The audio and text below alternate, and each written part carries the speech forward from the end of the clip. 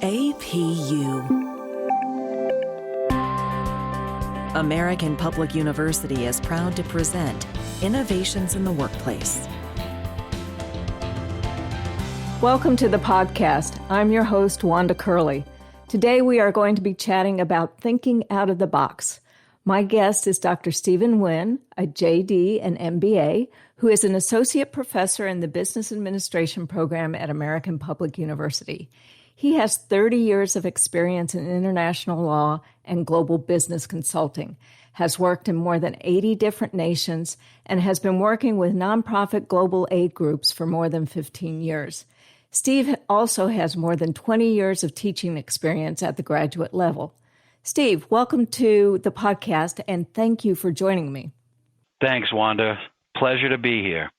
Steve, we are going to discuss thinking out of the box. What do you mean by that expression? Actually, Wanda, if you don't mind, I'd like to turn the tides a little bit and ask you what you believe thinking outside of the box means.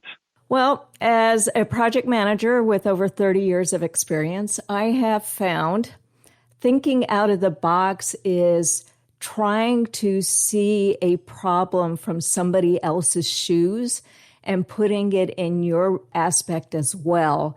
And this helps to provide for creative solutions to problems that seem unsolvable. I absolutely agree with you. It's about thinking creatively. And I hadn't heard the thinking in other person's shoes, but in ways you're right. It's thinking from different perspectives, thinking about things creatively. But I always ask myself the simple question, why aren't we always thinking creatively? What is this box? What is it made of? And why is it there? If you ask me, this box that we all talk about, that we're all somehow placed in, is another word for fear. It is insecurity. To think outside of the box means turn your creativity back on because at some point in your life, you've turned it off.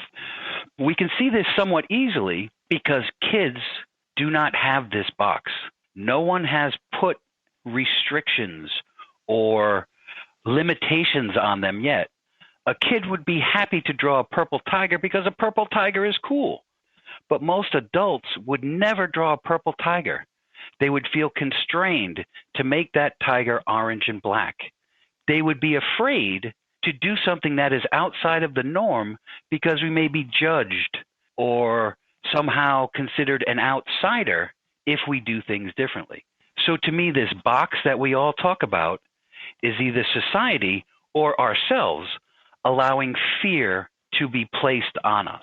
That's interesting because as adults, as we come up in school and as we come up as adults, we don't want to fail. And so we tend to stick to what we know worked. So if I know that this worked before, I'm going to use it again, and you'll keep on using it until you don't. So why do you think schools, parents, and everybody else puts this around us to have us fear failure? I think it's part of the human condition in that we want to fit in. If we look at different societies like Japan, they say they lack the ability to create things. They're great at innovating things, but they really can't create things. And the reason is because throughout their entire life, they are taught to conform. They are rewarded when they conform to the rules of society, and they are in fact punished when they step outside or they're creative. Here in the United States and most Western cultures, we believe that we are creative, that it's all about the individual. So we do have that freedom. But I think when we are children, we reach a certain age and we become desperate to fit in. We don't want to feel like an outsider. So in fact, we allow that box to be placed on us by society. And unfortunately, we never seem to release it later in life. We're still telling, professionals out in the workplace, think outside of the box. But my proposition and entire reason for doing this podcast is the simple fact that there is no box. There literally is no box but that which we put on ourselves. And as said, I believe that box is made of fear, and we will get into this a little bit later, but fear, the greatest lesson I have ever learned in my life is that fear is not real. Danger is real, but fear is a choice. And we will go into that further. But you did ask about society and education. and why they try to put us in a box. And I think, sadly, K through 12 education really has two specific purposes: to get the students to regurgitate back exactly what has been told to them. If they do not regurgitate it back exactly the same way, they have points deducted. So it's learning to conform to what we're told, whether that's accurate or true or not. We have to regurgitate back exactly what we have been told. And the other thing that K through 12 teaches us is to conform to the rules of society, to show up on time, to not make a disturbance, to not speak unless spoken to, and to, in fact, conform to the rules. Now, the benefits of this to society are that we can all communicate with one another, we can all do basic math, and we can all go out into the workforce and move forward with our lives.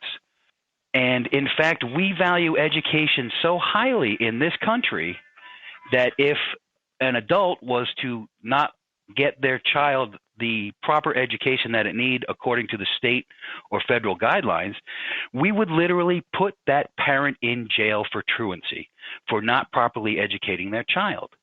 Yet if we want to get an education that allows us to critically analyze, to not just regurgitate back and conform, if we want to learn how to think, we have to go to college, and quite often we have to put ourselves in a financial jail to do so, in ways that they still are able to control us and keep us conforming to society because we owe so much on our educational loans that we're still stuck in the same roles of working for the society. That's interesting. So as an adult, which I hope I am one, how can I limit my fears so that I can think out of the box? I think the best way, again, fear is an odd subject because most of us think it's necessary for survival, but that's not true because we have fear and then we have a natural instinct. What we call fear is just a chemical dump in our brain. It is designed to heighten our awareness so that when a dangerous situation presents itself, we have the ability to deal with that situation more easily. But we always hear about fight versus flight, right? If something's coming at us and we're strong and brave, we fight it. And if something's coming at us and we're afraid, we run away from it. But we really need to add a third category to that called freeze. Because if a runaway bus or a boulder is coming down a hill, no one would be wise to stand and fight that runaway bus or that boulder. It would be wiser to run away from it. So in both of those situations, whether I'm fighting it or running away from it, I am using that chemical brain dump to do something that helps propel me away from the danger. But if the category that they forgot is freeze, if that bus is coming towards me and I do nothing to get out of the way, I freeze because my fear takes over my body, then that chemical dump is not a natural instinct helping me to get out of it. It turns into fear. It freezes us. It keeps us from doing what we should to protect ourselves. Yeah, a natural instinct is, we all have it. We're born with it. If something comes at us, we naturally put our hands up to protect ourselves. And I don't consider that fear. I consider that a wisdom of using those brain chemicals to propel us to protect ourselves. But if we get so overwhelmed by those chemicals because we think fear is normal and real and right and part of our society, then we lose the ability to protect ourselves. Easiest example of this is a burglar breaks into a house and there is a 5-year-old child and a combat-hardened veteran in that house. The 5-year-old child most likely will run, hide, scream, or do something that puts them in worse danger. Whereas the combat-hardened veteran will simply find a weapon, will do something to incapacitate or kill the intruder until the police arrive. So with the child, it's fear and it puts them in more danger. With the adult or the combat-hardened veteran, they've worked through that fear. They understand that there's really nothing to fear here, and if I let fear take over, I harm myself rather than help myself. So they actively use the chemical dump to heighten their awareness, to grab the weapon that works best for them, and to solve the situation. That makes a lot of sense. But that has to be difficult for somebody that might be a very fearful person for whatever reason. They might have had a bad upbringing or they had some bad situations in their life. But I understand that Einstein and Tesla used some tricks to tap into creative thoughts. And let's face it, they were very creative. Do you know some of the tricks that they used? I absolutely do. And one of the tricks I like to bring up, which is about fear as well, in idea generation is it's called the worst idea, where we are asked by our superiors to come up with the worst possible idea that we can find. That's an interesting thought. Okay. Exactly. And, we know that most likely the worst idea will never help us solve the problem we have. But we ask for the worst possible idea so they know that there's no judgment, that there's no way anybody could ever possibly laugh at them or say that their idea is stupid, because in fact they were asked to come up with the worst, most stupid idea. So we take all of the fear out of the process of presenting an idea which could be judged by others. And then eventually we get to ideas that are workable because people feel comfortable. Interesting concept. Are there any other tips or tricks that Einstein or Tesla might have used, or is that the one? Well, and that's just a general management technique. I don't know if Einstein or Tesla used that, but the one that Einstein and Tesla used was called out of the blue. They didn't necessarily call it this, but each one of them admitted later in life that they did not come up with the ideas that they presented. Both of them admit that they got the ideas from an outside source. Now, what that outside source is, we can debate till the end of time. Was it God? Was it the Akashic record? Was it some tapping into a universal consciousness? Was it an alien coming? Again, I don't know the source of this material, but two of the most brilliant men we have had in our society both admitted and stated outright that they were given these ideas to someone else. They said they both go into a type of, not dream state, but just a waking meditation where they try to literally tap into whatever, outside force there is. And Einstein said the mathematics came from that source, and Tesla said many of his ideas came from that source as well. In fact, they were like, I really didn't come up with these ideas. I don't know if I should take credit for them because they came to me. Huh. Interesting. I've heard other creative people say the same thing, that whether it's a painter or somebody who's writing a book, they say that the ideas just came to them. So that's interesting. It would be nice. It would have been nice to talk to Einstein or Tesla and trying to pull out that, how did that idea come to you? But let's switch a little bit back to K-12, because you talked about education in the K through 12 area. Do you think the way we do it in Western cultures and maybe in many cultures, should the education be changed so that we can have kids think more thinking out of the box and creative? Absolutely, about the creativity. Now, I understand there is value to teaching people to conform to society and the rules of society, and there is some value to teaching people to regurgitate back that which has been told to them. But I also know that most students, and I was one of these students, I all through grammar school up to high school, they said I was too smart and not interested, but I was always able to get good grades without doing much. And my reason for staying in high school was the extracurricular stuff I did, the arts, the ceramics, that kind of stuff really engaged me. It really allowed me to be creative and not have to regurgitate back what things were told to me. And now it's even worse because we're taking all of those programs away. We're taking away sports programs, which may be the one reason a child goes to school and puts up with all the other stuff they hate about school just to do that one activity.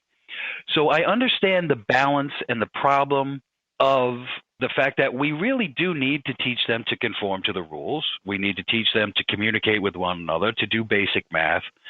I'm not sure I believe with the regurgitation back of exactly what they say to us, because I think we should start challenging students at a younger age. First, let's not put them in a box.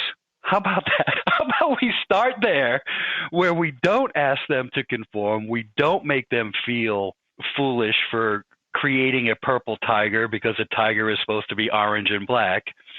I guess that would be a more difficult task because everybody still deals with their fears. And the funny thing about fear is we think that courage is the opposite of fear, but courage is really walking forward in the face of fear. To me, the actual opposite of fear is love. And I don't want to get too, I know this is an academic podcast. I don't want to get too touchy-feely with you. But love is the only thing that would push any of us to jump in front of a moving train to save someone else. None of us would ever jump in front of a bus because we could die. But if a loved one was in front of that bus without thought, without hesitation, without fear, we would instantaneously save that person, even if it made giving up our own lives. So in ways, fear is not really about courage, and love is about the absence of fear. A very interesting concept. Today we are talking to Dr. Stephen Wynne, JD MBA. He will be talking about thinking out of the box. We are going to take a short break.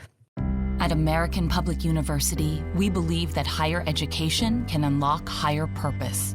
So we offer 200 modern programs for those who want to make a difference.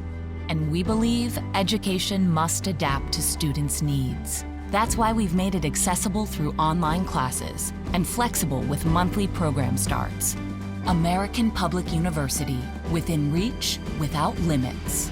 Learn more at americanpublicu.com. We are back. I am talking to Dr. Stephen Wynne today about thinking out of the box. So, Steve, we were talking about K-12 education, and you talked about love and tried to get not too philosophical on me. But in my opinion, no matter what level of education you're in, education should be fun. And I think technology has helped that a lot. But why do you think Western education is based on fear and not more on fun? I think it's about the fact that we want students to conform to the rules of society, and we put that above their actual education. We can see that in the standardized testing. We can see that in that they're taking away these programs that make kids actually want to go to school, like music and sports and art. If we take away the things that make, as you say, that make school and education fun, they're going to be less involved and less looking towards finding, or finding value from the education itself. Now, you had spoken about how can we overcome this fear if we already have it, if it's already built in. And I think the first thing, I've studied the martial arts for 35 years now. I've trained in more than 12 different countries, 12 different systems. And I will admit it took me a while to get to this realization. And part of it was my greatest fear was getting beat up. But if you study how to fight, you understand that getting beat up is not that big a deal. You understand that you can learn how to stop it. And again, it's all about knowledge. It's about overcoming that fear. Anytime we have an issue in our life that we're afraid of, we should walk directly towards that because we come to understand that it's not as big a fear or even an issue at all like we thought it was. We should step up to our fears. We should look it in the eye, and then we realize there is no actual fear. But in doing this, a lot of people have that fear. And if we're caught in that fear moment, there's a martial arts breathing technique, which I have employed my entire life, has absolutely no side effects whatsoever. And it reduces the stress rate, reduces the heart rate, reduces the blood pressure, increases helpful brain chemicals, helps oxygenate our entire system, and it provides us with greater lung capacity. And there are absolutely no side effects. This technique is called 9 breaths, and it takes less than 5 minutes. And if that's too long, we can even break it down to 3 breaths. But basically what we do is we breathe in, counting to 9. We hold that breath for a count of 9, and we breathe out, counting to 9. We repeat this 9 times. The reason this technique works so great is that people in the West have not been taught to meditate the way people in other countries have been. In fact, in most every other country on this planet, in every other culture, they teach their children to breathe properly through yoga or martial arts or some other meditation. Whereas we seem to think if our kids are having a trouble, let's put them on some type of medication as opposed to teaching them to breathe and exercise and do these things. But if we go back to the way the kids deal with it, if you get to that fearful point and you just breathe deeply, even all of Western medicine, if you go to your doctor, you say, "Doctor, I'm uptight, I'm upset," what's the first thing they say to you? Breathe deeply. So the doctors here know it, but we don't teach it to our people. In less than 5 minutes, you can reduce all that stress and get rid of it. And the reason why 9 breaths is so helpful to Western minds is because we think that to meditate, you have to think of nothing. But that's not true. Meditation is about focus. And yes, you can focus on nothing or empty your brain. But if you focus on the counting, breathing in, counting 1, 2, 3, 4, 5, 6, 7, 8, 9, breathing out, counting all, and you count throughout the entire 5 minutes of the breathing, then that is your focus. All of those problems, all of those stresses are falling away because you are focusing on counting to 9 with each breath. So in ways, it's a trick to, we're supposed to focus on nothing, think you're in an empty room and that's the way you meditate. But the reality is it's just about focus. So if we focus on counting, it has the exact same benefit. It seems to me that would also help somebody to become more creative as well once they master that technique of breathing. Absolutely. And again, once we master that technique of breathing and once we overcome our fear in our mind, and once we face some of those fears out there, every time we do that, the only thing good about a comfort zone is that every time we step outside it, we expand that comfort zone. And if we're wise, we'll continue to step outside it so that the entire universe is our comfort zone. So what are some of the types of fear in society that you see? I am going to state that every single problem that humankind has is based in fear. If we look at greed, what's greed about? Greed is about the fact that I'm so insecure that I won't be able to make money in the future that I need to take more now. Why is a person racist? Because they are afraid of people that are different from them. Why does a person commit murder? Because they're afraid that that person would hurt them, that person has done something to them, and they're fearful of that. Why do we have war? Because one territory is fearful of another territory's ideology or the fact that they may attack them. So if we break it down, every single problem that humankind has or in ways creates itself is based in fear. Every single one of them can be broken down to fear. But the biggest joke on humankind is that fear is not real. All of these problems could be instantaneously eliminated if we as a society and we as a species came to understand early that fear is not real, that it is just a dump of chemicals that pushes us to act in normally the wrong way. Yeah, so let's go back a little bit, and we're talking about fear and adults being able to think about thinking outside of the box. So in school and professional settings, we always want to do our best. We want to do the best for the company, for my teacher, for getting a good grade in school. Is this a type of fear when we fail to do that? And should we accept this failure as thinking out of the box? I think that the desire or need to do extremely well on everything is a form of insecurity in and of itself. What's wrong with getting a B? If you have learned a great deal of material and you have benefit from that experience, who cares if it's an A or a B? Nobody. Okay? Well, actually, you do while you're in school. And this is what I tell my students all the time, that yes, your grade point average is extremely important to you right now. But after that first job, if you have a summa cum laude or something like that, it looks good. But after that first job, no one really cares about your grade point average or what you got in any specific class. It's really about how much you learned from that class and how much you can use that information in the future.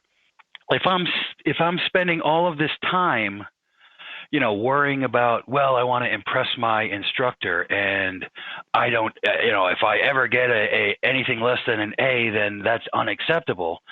I think that's in ways fear itself. It's insecurity. It's you assuming that if you do lesser in one class that you're a lesser human being, but in fact you may learn more in that class that you get a B in than you ever learned from another class where you got an A.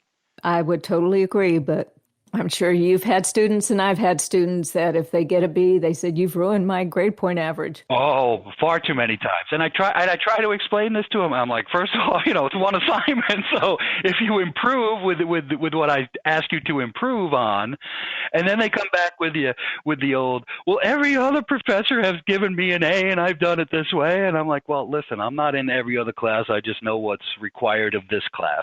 So without fear, do you see education and working at a corporation being different? Do you see it being more thinking out of the box and creative? Absolutely, because the worst managers manage through fear. We follow a manager because we have to. We follow a leader because we want to. A leader goes above and beyond. They care more about the team and the results than they do about themselves. They give all the credit when things go right, and they take all the blame when things go wrong. So that the true leadership really comes from that sacrifice, that self-service, that not being afraid. But too many managers manage through fear. Do this or you'll be fired. Do this or you'll get a negative so some type of report on you.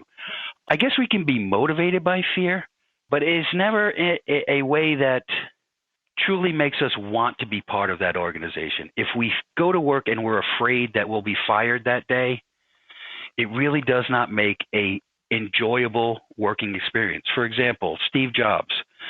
Some people consider him one of the most successful people on this planet, but everybody he worked with, according to the people he worked with and even his family, felt that he was a horrible tyrant. An arrogant person who would come in and ask some ridiculously random question that had nothing to do with your job. And if you got that answer wrong, he would fire you on the spot. I guess Apple has become a success despite this, but can you imagine how well it would have done if people enjoyed going to work and people were not afraid of losing their job? And I guess in ways it comes back to that worst idea projection that we did, that if you feel comfortable, you are more likely to give up your ideas. You're more likely to be involved. And in ways, if you understand that your company cares about your ideas, you're more loyal to that company. I would totally agree with that. There's been some situations where I was wondering if I was going to have a job the next day, so I went out and found a different job. Exactly right. I had the same situation. I worked for a lottery company which was doing online lotteries in more than 80 different nations. And one morning we came into work and half the staff was met by 2 security guards and an empty cardboard box. They were told to go to their desk, clean it out, and leave. And the rest of the people that were there that day were like, okay, this could happen to me in the future. Let me start looking for a job today. So it's portraying the wrong message to everyone, yes. Exactly. If you want loyalty from your employees, you have to show loyalty. You have to give them trust. At that same company, we were like at Google and other companies, we were allowed to take an hour a day and either go play in the game room or just think creatively or do nothing. And people were like, well, that wastes time. That wastes, if all the employees at Google spend an hour a day and get paid, they're wasting millions of dollars a year. And honestly, that's true because not every employee is going to come up with a great idea, but some do, and they make money off those ideas. But all of those other employees are really happy to work there. They feel valued. They know that they can take that hour a day thinking about the fact that they broke up with their girlfriend or boyfriend and sort of waste the time that day if they have to, or they can come up with something creative that works great for the company.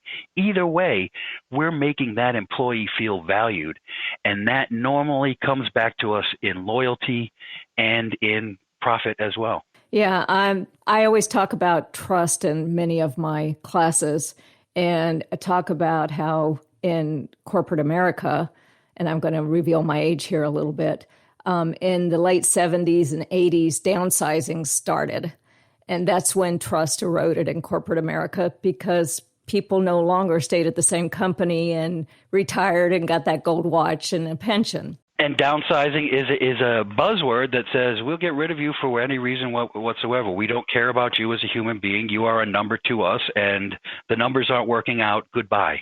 Right. And so that trust between leadership and employee was eroded, which created fear in some people because they expected to retire from that company, and now they weren't. Now they aren't. And I think creativity went out the window a whole lot when that started happening in corporate America.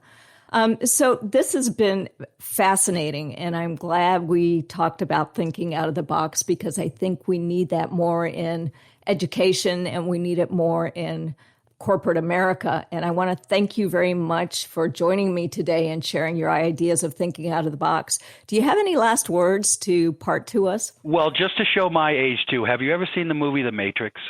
Yes, many times. Okay. One of my favorite all-time movies because it was one of the only movies that really made me think, oh my goodness, this could actually be true. But in The Matrix, the key for the hero, Neo, because he was living in a computer simulation, was to understand that the simulation was not real.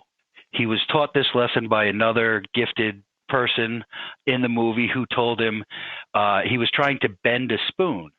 And the kid told him, don't try to bend the spoon because that's impossible. You try to bend the spoon with your mind because that's impossible. Only realize that the spoon is not real. And to me, that is the essence of fear. If we live thinking that fear is real, it can control us our whole lives. But the key to escaping fear is understanding that it's not real. It's a choice. We have that chemical brain dump due to a dangerous perceived situation, but what we choose to do with those chemicals either makes it fear or makes it something that helps us. And thank you very much, Steve. And thank you to our listeners for joining us. Thanks, everybody. You can learn more about this and other interesting topics on similar blogs. Stay well and stay safe. For more information about our university, visit us at studyatapu.com. APU, American Public University.